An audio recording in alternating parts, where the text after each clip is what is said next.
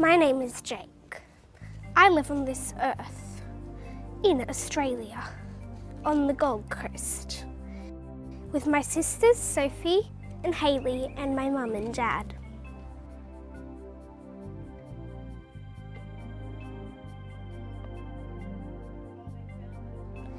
We like playing in our canal and playing soccer under the shade of the big tree. Mummy doesn't like the tree because it drops really big branches sometimes. She's worried we'll get hurt. Hey guys, might have to cut it down. No, don't. No, every tree counts. No, don't chop down the tree.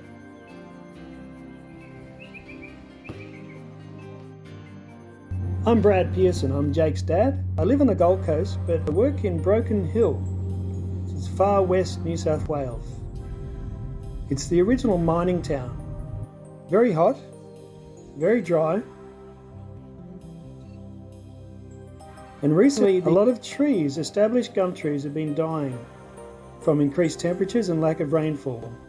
Recently, Broken Hill City Council declared a climate emergency.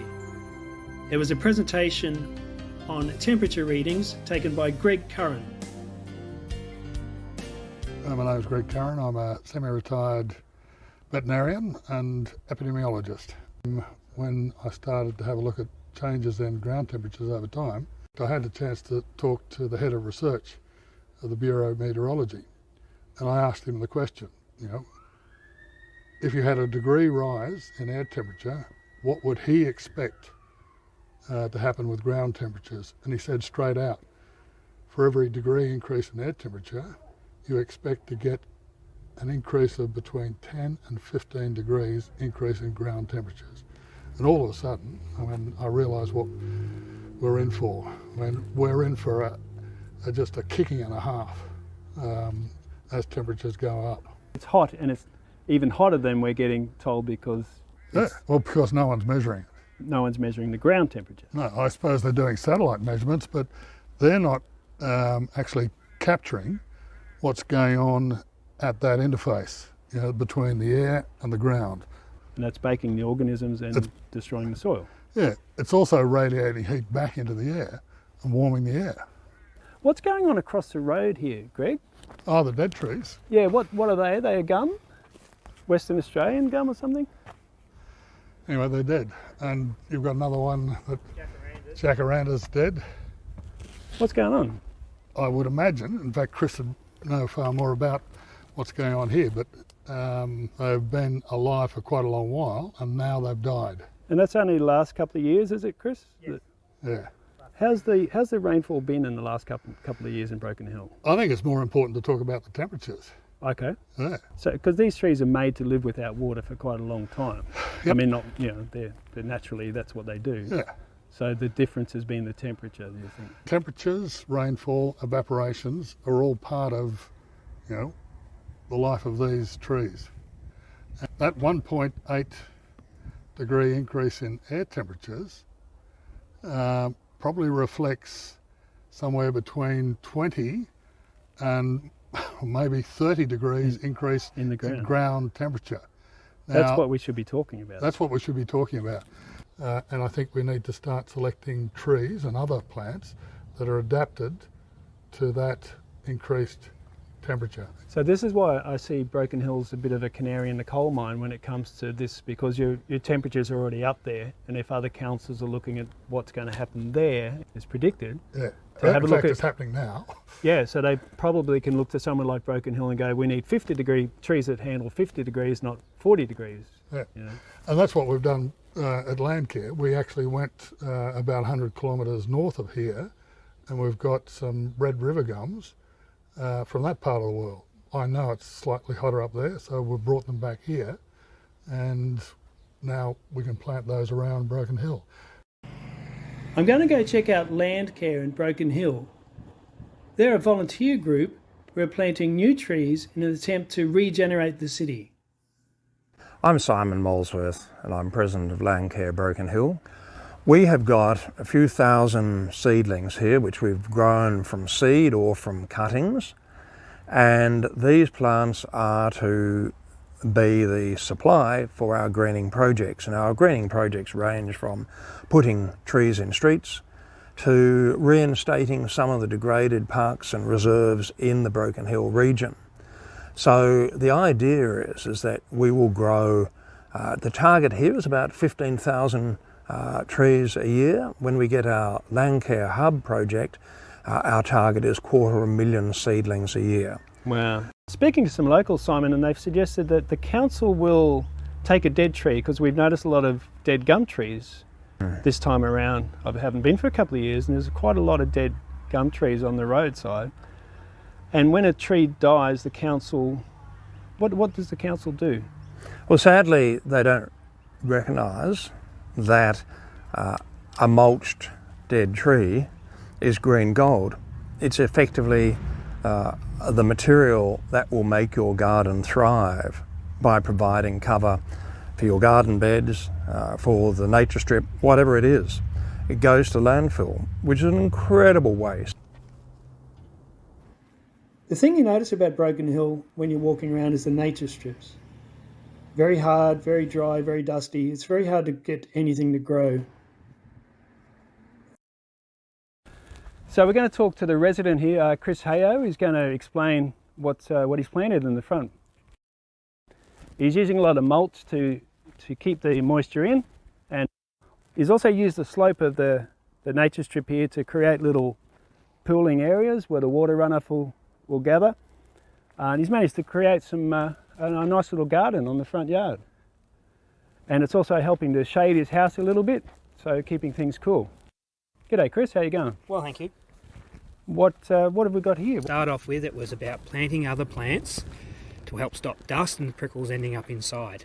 And then it went from there, which started with the two larger trees, the white cedar or Amelia zatarac, which was followed by the jade, the ground cover creeping myoporum, the oleanders, and then from there was added to it the Aptina cordifolia or ice plant, the fugazinnias. What do you do in the front of the house here? You got a tree in there. There's a Ficus benjamina in a pot, which helps shade the front bedroom window for the hot sunny mornings during summer. How much did this cost you, Chris? Cost? Yeah. I do most things for nothing. I think you can get cuttings from people, or cuttings walking around the lanes of the streets of Broken Hill, bits and pieces that hang over back fences, that'll stuff people give to you. so somebody can do this for low cost, is what I'm saying. It's Yes. We need groups of people, not only around Broken Hill, but around the country and around the world, to deal with what is a crisis. You know, we're dealing with a climate crisis. And people don't realise it. Well, every so often they realise and then they forget it. Yeah, and it begs the question, oh, it's too much, what can I do? But Chris, what can you do? And look what Chris has done with it. Be like Chris. Yeah.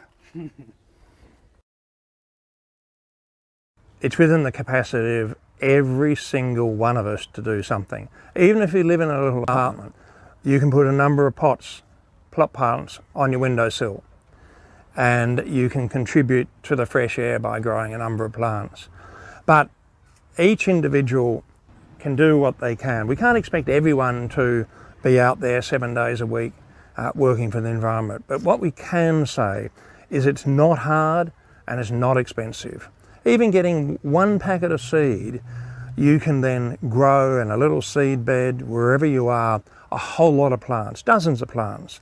And for every plant, we're starting to win the battle. The more plants we can get in the ground, the more we can do it. One packet of seed will start that journey to improving the environment which you live in. And if you improve your environment where you live, you'll improve the environment for everyone in the community. Watching these trees die in Broken Hill, it's a bit of a reality check.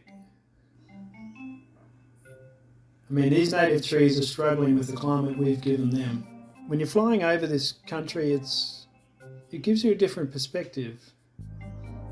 The landscape's been changed forever by us. We've cleared thousands and millions of trees, created crisscross patterns as far as the eye can see of fields. There's a lake system down there. I'm not sure what's going on. I think it's increased salinity, but I know water isn't supposed to be that colour.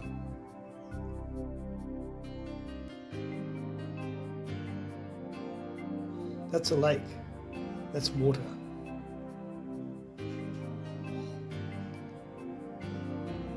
Farms are planting cotton that uses an incredible amount of water. Forests are cleared for farming fields all the way to the horizon.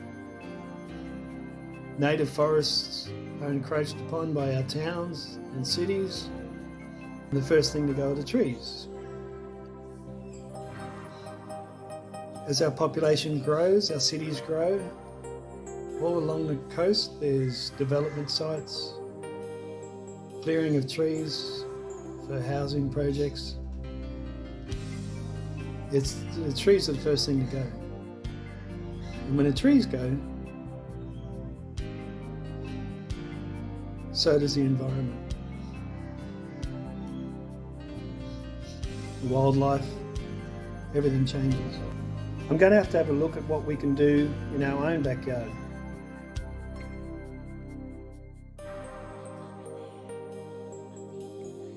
Hey guys, I've worked out a way we don't have to chop the tree down. Yay! We're just going to trim off some dead stuff, okay, so that it's safe.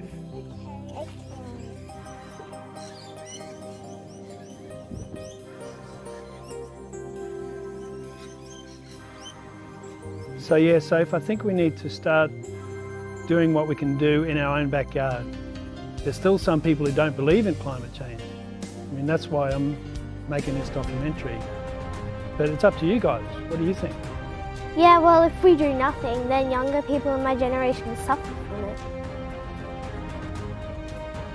No matter what, if we try to ignore it, it's not going away. We have to do something about it.